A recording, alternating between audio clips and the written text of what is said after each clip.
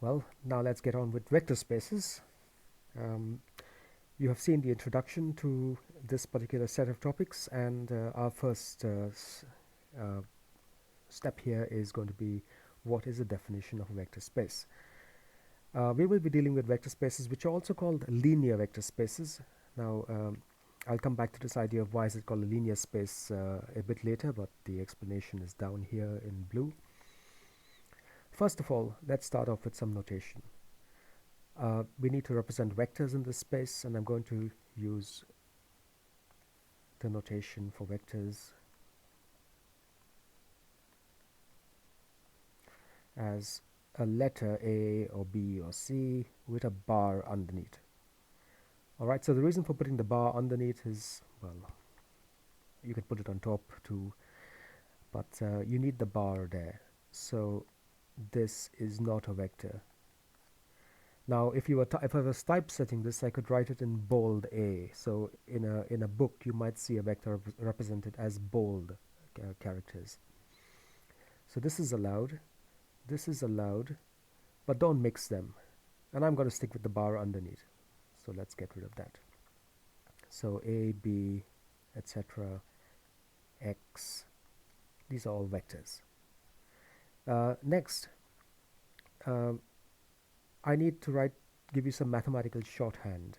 Now, we are going to come across definitions, and when you write down a definition, quite often you will use phrases like belongs to a set, or for all elements in a set, or there exists, and we use short terms. So let's look at a few of them. So there exists.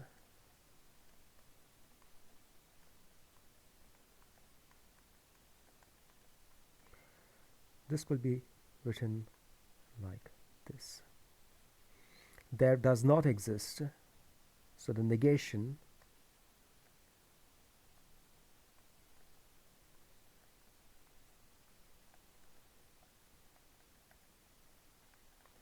is this. Alright, so that's one. Then we've got for all, and this will be an upside down A. Then we've got belongs to, or is contained in.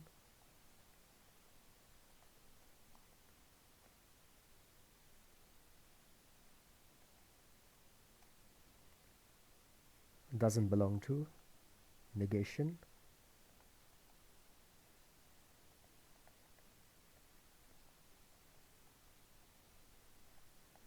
And you can guess what this is going to look like.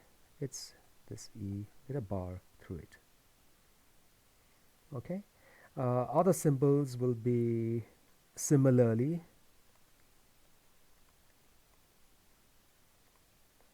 which is 3 lines. They are similar lines, aren't they? And the standard ones are therefore, etc. Yeah, if there are any more than these, I will mention them when we come across them, and then put them up here for your reference.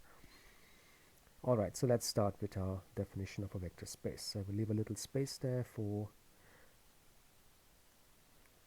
our definition.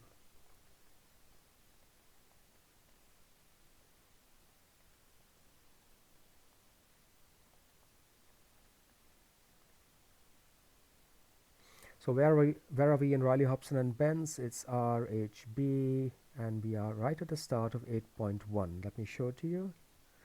This is where we are going to be, vector spaces, and these are the definitions. So 8.23, the equations 8.2 all the way to 8.6 is what we are going to be dealing with here.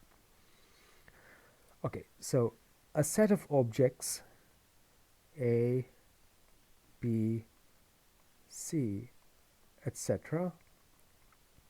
are said to belong to a vector space, and I'm going to call this space by this symbol script V. So these belong to this space, so they belong to that space. This is my vector space.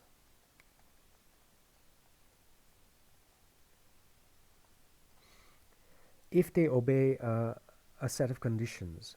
Now let's go through them. So first of all, I'm going to put down some which are not mentioned in Riley, Hobson and Bence, that we need to define addition in this space. So this operator is the operator for addition.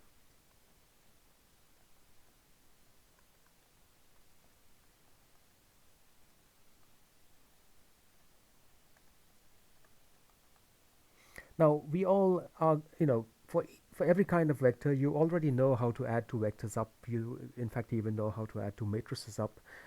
I'm going to take it as given that we will have a definition for the addition of two vectors. All right, so now let's put down our list. And I'm going to follow Riley, Hobson, and Bence quite closely here. So the first requirement, axiom or requirement is that if you have A and B belonging to the space, then A plus B also belongs to the space, and A plus B is equal to B plus A. That is, this space is closed under commutative addition. So that's an English way of writing this space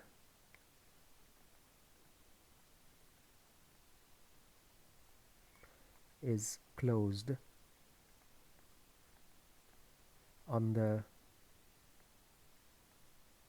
commutative addition.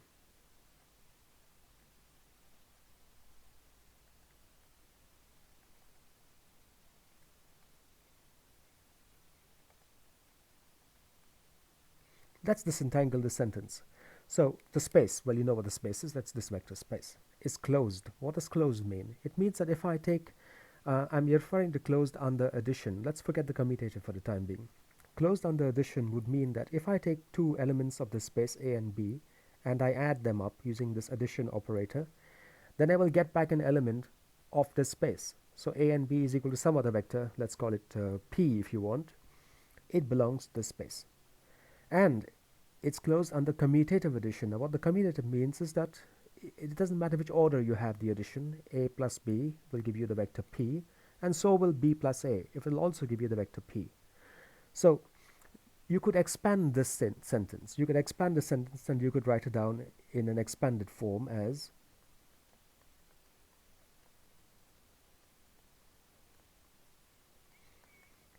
A plus B vectors belong to this space, so does B plus A, and these two are equal.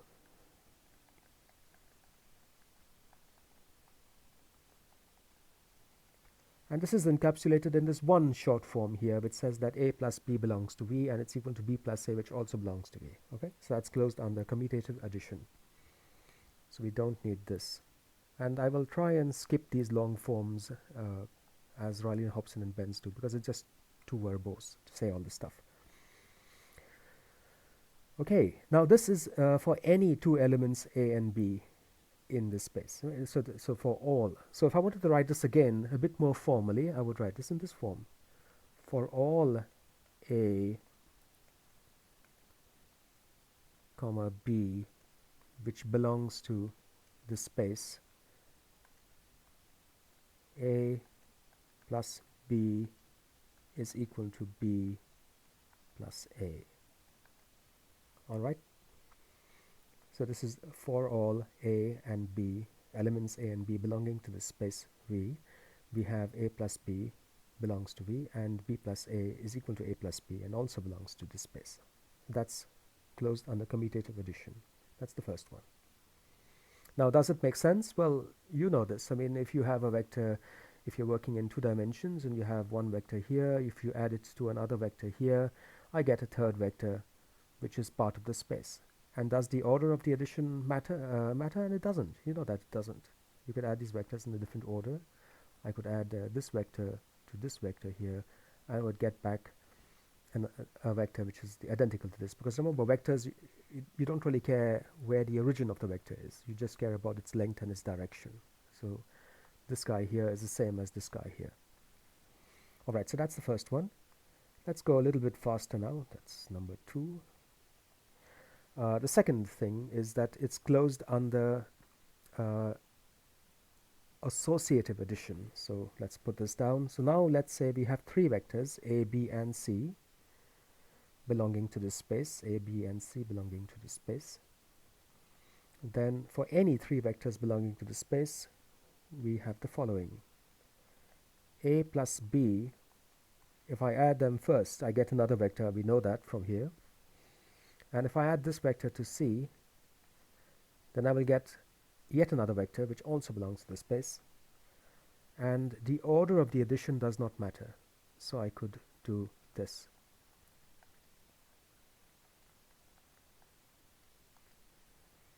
Alright, so this is the Associative Edition. And it's closed under Associative Edition. Once again, closed means that this thing here is a vector which belongs to the space. So is this. And the order doesn't matter. That's what the associative means. So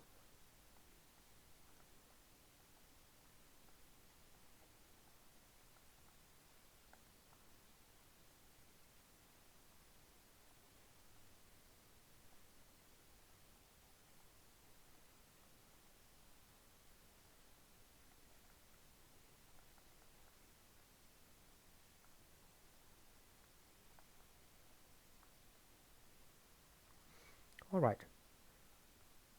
What's next? Now this seems pretty obvious, isn't it? But let's put down the obvious and see where we get. Number 3.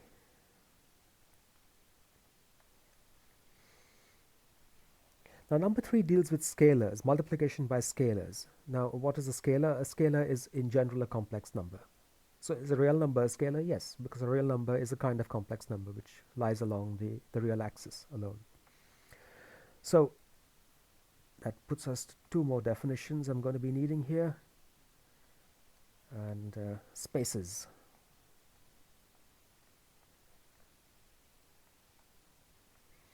I will use short form for spaces. So this space is a space of real numbers.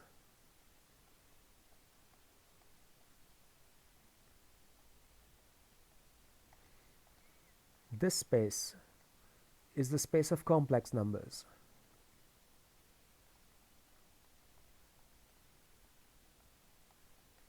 And this space, as you may guess, is the space of integers.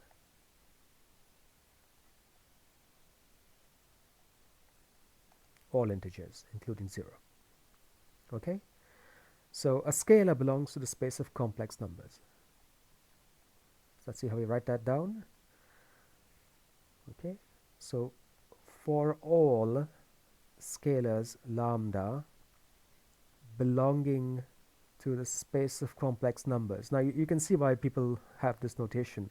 For all scalars lambda which belong to the space of complex numbers. And for all vectors A that belong to our vector space V, we must have lambda times A also belongs to the space V.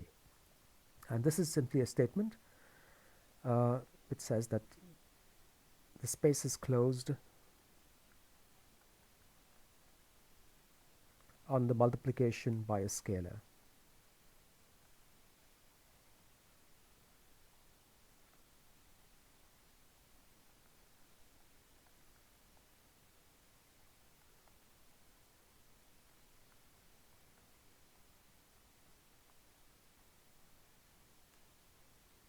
So let's say that again, because it can be a little bit tricky to take in. I'm going to write this down in plain English at the bottom here. So this whole thing here translates as for all scalars. I'm going to put this in parentheses because it doesn't really, the lambda is not necessarily just a scalar, it could be anything, but for all lambda belonging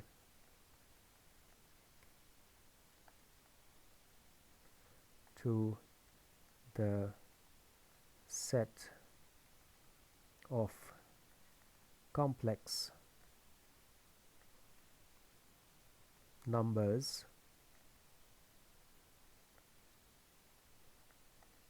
and for all A belonging to vector space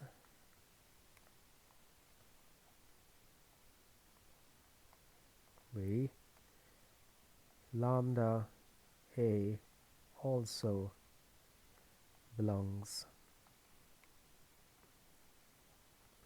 to the space of vectors, which means lambda times A is a vector. All right, now you can see why this notation is brilliant. I mean, once you get your head around it and it makes sense, this is, you know, it's much more precise. And many books on pure maths will simply write all their proofs in this kind of form, but even more short forms, which I'm not aware of, in fact. All right, so let's have another page here. Right, so let's continue. So that's number 3.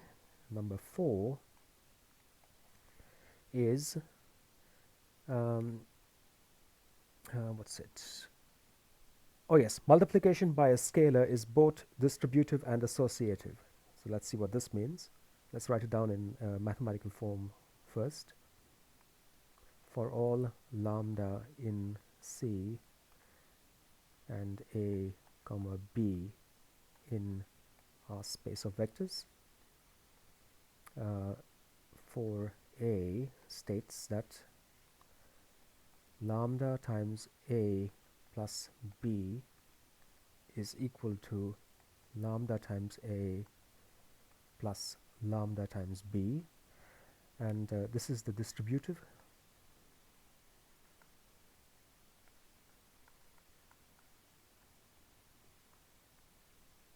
So multiplication by a scalar is distributive, and for B, yeah, it's associative. So we have, if you have two scalars,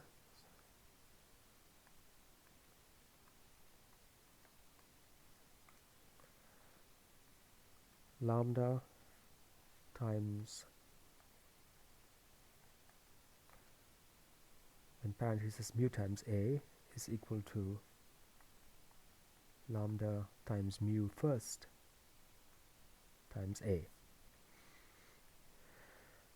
Again, this is all fairly obvious, but let's put it down there. Number 5. There is a null vector.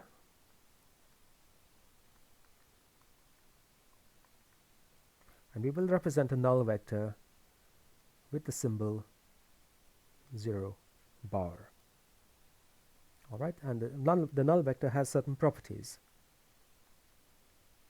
such that, so yeah, here's another one.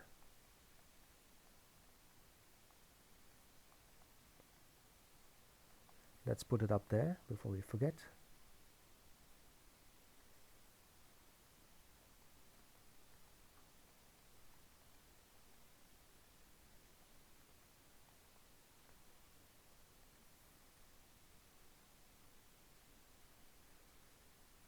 Okay, so such that for all A in our space,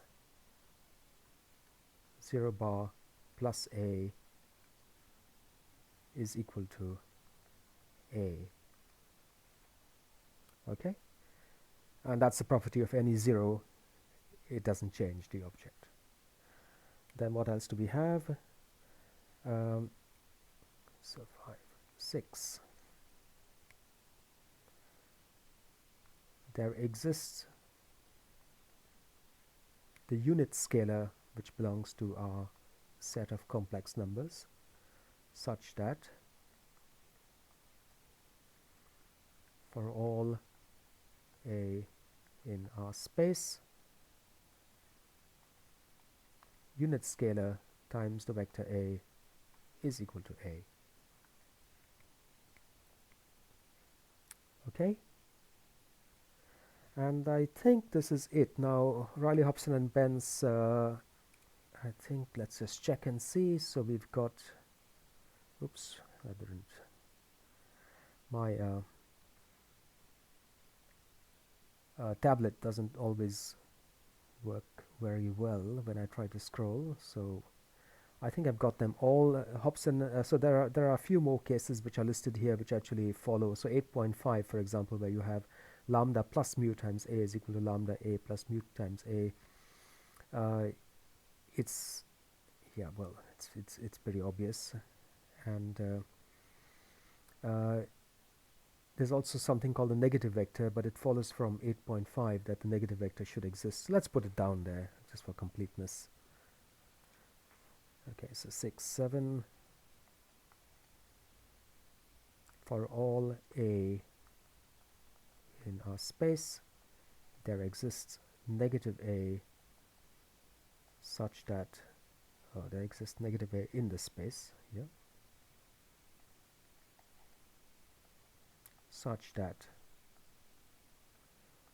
a plus negative a is equal to R0 null vector. All right, so now we've got them all. Okay, so that's how we're going to define our vector spaces. Now, is it any use? I mean, what does it do? Well, we'll come back to this. I want to just give you a few special examples. So the first one is what's called a real vector space.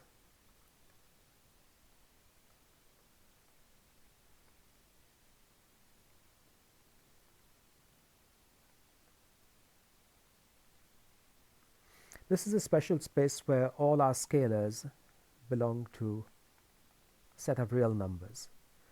Then we have a complex vector space.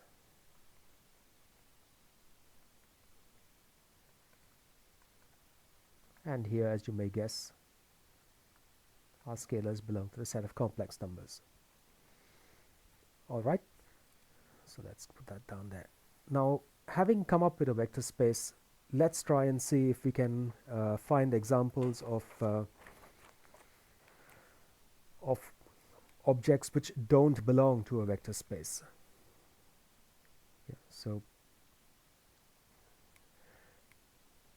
does the set of integers, so let's do a simpler one. So, you know, I want you to convince yourself that all two-dimensional vectors, as you've defined them in previous courses, they form a vector space. They satisfy all these definitions.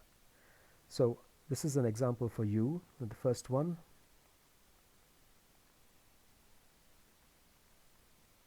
All two-dimensional vectors of the form A is equal to A1, A2,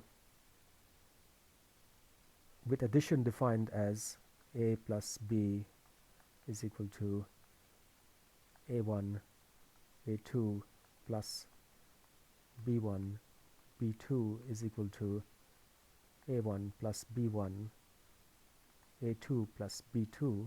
That's the normal way you add vectors. Show that, convince yourself that, so this is for you.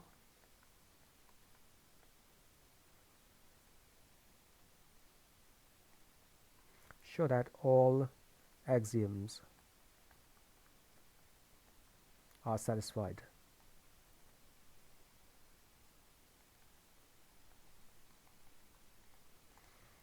Now let's choose an example which the axioms are not satisfied.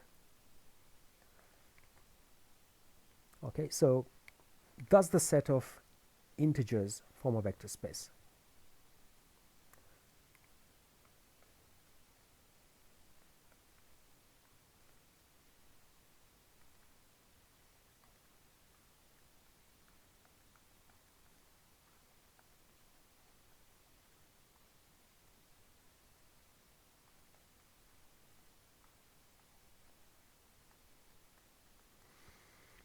So let's think about it. Let's go to these axioms one by one. The first one says that if you have two objects, A and B, then you add them up and you get an object which belongs to the set, and it doesn't matter which order you add them up in, it's commutative. So if you've got integers A and integer B, and I add them up, well, the sum of two integers is another integer, so that's fine.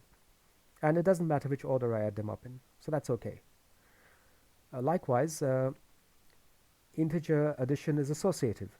1 plus 2 plus 3 is equal to 1 plus 2 plus 3. It's associative. So again, that's fine. Now we come to the problem. The axiom 3 says that multiplication by a scalar is closed. So the set is closed under multiplication by a scalar. So if I take any scalar, in which case the scalar could be 0.1 or I or 0.1 plus 2I. Well, I multiply my integers by a scalar, I should get an object which belongs to the set of integers, but it doesn't. 5 is an integer. 5 times 0.1 is 0.5. 0.5 belongs to the set of real numbers, not the set of integers. So axiom 3 is violated, and in fact so are a few more. So this is not a vector space because axiom 3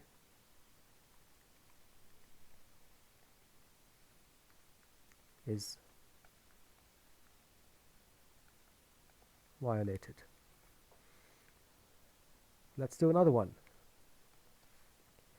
Does the set of complex numbers form a vector space of dimension 2?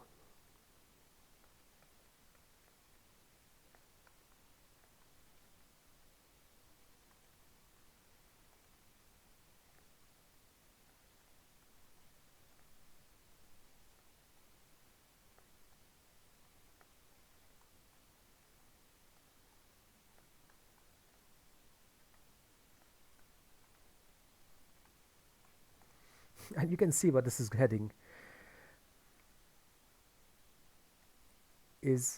Can you add complex numbers commutatively? Yes. Can you add them associatively? Yes. Is multiplication by a complex number, does it give you a complex number? Yes. Oh, I forgot to write this here, associative.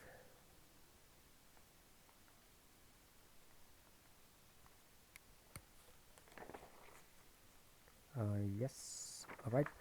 Is multiplication by a complex number distributive and associative? Yes. Is there a null complex vector? Yes, it's 0 plus I 0. Is there a unit complex number? Yes, it's just 1. And is there a negative complex number for every complex number? Yes.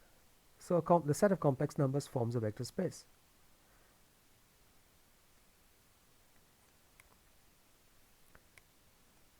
Does the set of real numbers form a vector space? So here's a question for you. And under what conditions and what kind of vector space will it form? Now, you should be able to guess the answer here. The set of real numbers is a subset of the set of complex numbers. So intuitively, perhaps it does. But does it really? Oops, I've just lost that. Here we are.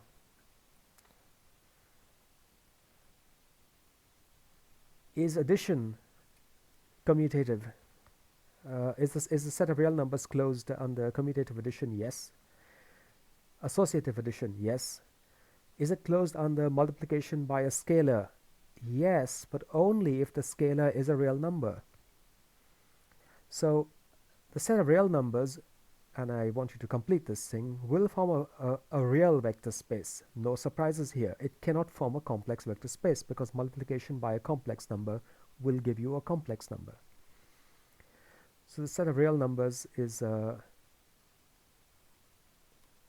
form a real vector space. Here's another one, and I'll stop here. What about the set of singular matrices?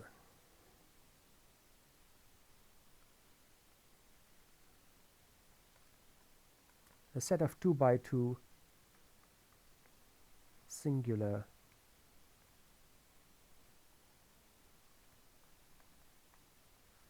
Let's remind you, singular matrices are those matrices for which the determinant is 0. All right, so A is singular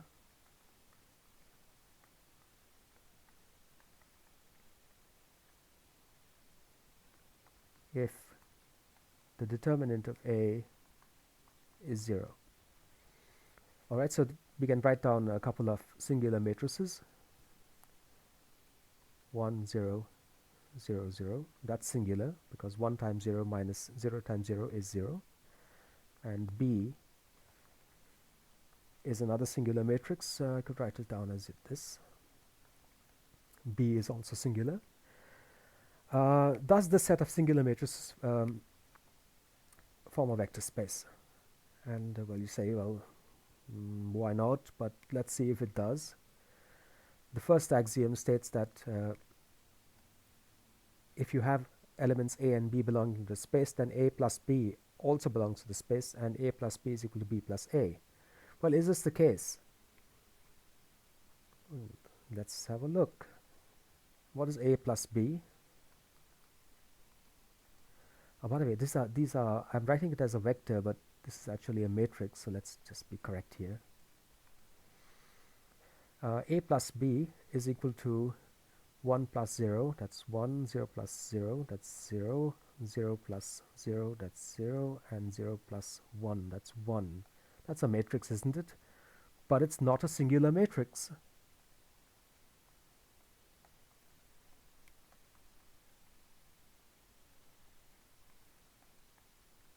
Therefore, if you call this space the space S, then A plus B does not belong to S. Therefore, axiom 1 fails, is violated. So this is a no. Okay, so this is the way in which you can start to now construct these spaces of vectors, of objects called vectors, which could also include matrices. Actually, they don't include these matrices, but it's possible to construct a vector space with matrices. You just have to include both singular and non-singular matrices in this space. It's possible now to generalize your concept of vectors, because now what we are trying to say is that a vector is not this line with direction, but it's objects which satisfy these properties from 1 to 7. And if they satisfy these properties, then the set of objects forms a vector space. It could form a real vector space or a complex vector space, but it can form a vector space. And exactly what the objects are, well, that's up to you. This is what abstraction is about. There's nothing over here which says that the vector must be aligned with a direction. It just says these vectors must satisfy these things, and that's it. All right, so I'm going to stop here. And in the next topic, what we're going to be looking at is the concept of the span and linear dependencies, and then we will be led on to basis sets. But that's it for now. Thank you. Oops, that's not stopping.